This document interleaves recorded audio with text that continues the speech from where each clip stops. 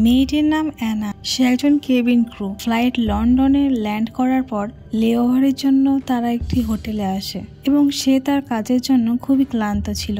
তাই সে check in করে নিজের রুমে চলে আসে এবং ফ্রেশ হয়। এরপর খাবার খাওয়ার জন্য সে রেডি হয়ে নিচের রেস্টুরেন্টে যায়। সেখানে সে কিছু খাবার অর্ডার করে। এরপর সে খাবার শেষ করে সে বারে গিয়ে বসে এবং সময় কাটায়। সেখানে অ্যানার জন নামে একজনের সাথে পরিচয় হয় এবং অ্যানার তাকে বেশ পছন্দ হয়। তারা দুজন কিছুক্ষণ গল্প করে এবং ড্রিঙ্ক করে। পরে বেশি নেশা হওয়ায় অ্যানা নিজের রুমে চলে যায় এবং চেঞ্জ করে ঘুমিয়ে পড়ে। কিছুক্ষণ পর তার সহকর্মী অ্যাঞ্জেলার মেসেজ আসে। তখন অ্যানার ঘুম ভেঙে যায়। পরে তার সাথে কথা বলে। তখনই তার ডোরবেল বাজে। সে উঠে গিয়ে দরজার ফাঁক দিয়ে দেখে যে জন তার রুমের বাইরে দাঁড়িয়ে আছে। তারপর অ্যানা জনকে ভিতরে আসতে বলে। তারপর সকাল হতে দেখা যায় অ্যানার সমস্ত শরীরে রক্ত আর জন রক্তাক্ত অবস্থায় বিছানায় মরে পড়ে আছে। এমন দেখে অ্যানা খুবই ভয় পেয়ে যায় এবং ভাবে সে কী করবে। তারপর অ্যানা নিজেকে সামলিয়ে জনের লাশ থেকে জামা জুতো খুলে ব্ল্যাঙ্কেট জড়িয়ে বাথরুমের স্নানের টাবে নিয়ে গিয়ে রেখে দেয়। অ্যানা দেখে সারা বিছানায় রক্ত লেগে আছে। তখনই হোটেলের হাউসকিপিং আসে অ্যানার রুমের বেডশিট পাল্টানোর জন্য। অ্যানা তাড়াতাড়ি দরজাতে গিয়ে তাকে ঢুকতে বারণ করে এবং চলে যেতে বলে। তাই সে চলে যায় অন্য রুমে। এই সুযোগে অ্যানা হাউসকিপিংয়ের ট্রলি থেকে কিছু নতুন বেডশিট, সাবান, ফিনাইল তুলে নিয়ে এসে নিজের রুমে চলে আসে। তারপর বিছানার চাদর পাল্টে ফেলে। বাথরুমে পড়ে থাকা রক্ত, তার গায়ে লেগে থাকা রক্ত পরিষ্কার করে। এমন সময় আবার দরজায় কেউ আসে। সে গিয়ে দেখে অ্যাঞ্জেলা। সে বাথরুমে যাওয়ার জন্য এসেছে।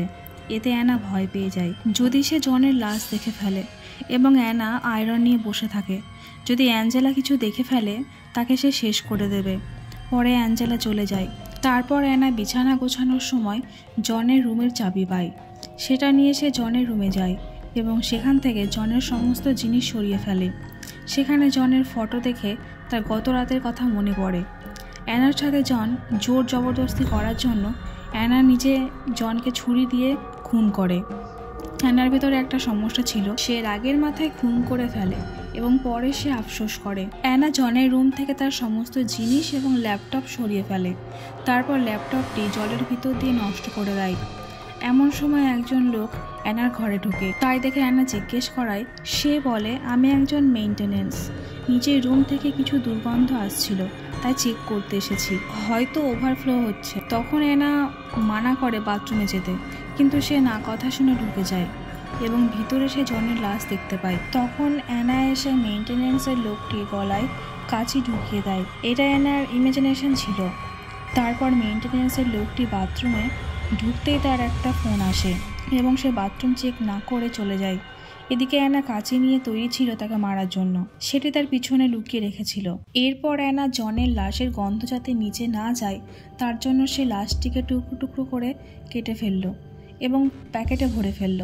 তারপর প্যাকেটগুলোকে তার লাগেজে ভরে ফেলল। পরের দিন সে রেডি হয়ে লাগেজ নিয়ে হোটেল থেকে চেক আউট করলো। বাইরে গিয়ে একটা প্যাকেজ ময়লার গাড়িতে দিয়ে দিল আর লাগেজটি একটি বৃদ্ধ কাপলদের গাড়িতে তুলে দিয়ে সে ফ্লাইটে উঠে পড়ল। সে ফ্লাইটে বসে ঘুমিয়ে পড়ল এবং যখন তার ঘুম ভাঙল তখন সে ল্যান্ড হয়ে গেছে এবং হঠাৎ পুলিশ তাকে ধরে ফেলে, কারণ জনের রক্তমাখা জামাটা সে আলমারির ভিতরে ভুলে রেখে আসে এবং হাউসকিপিং তা দেখে ফেলে। পরে না জেল হয়ে যায়। এমন আরও ইন্টারেস্টিং সিনেমার জন্য আমাদের চ্যানেলটিকে সাবস্ক্রাইব করুন।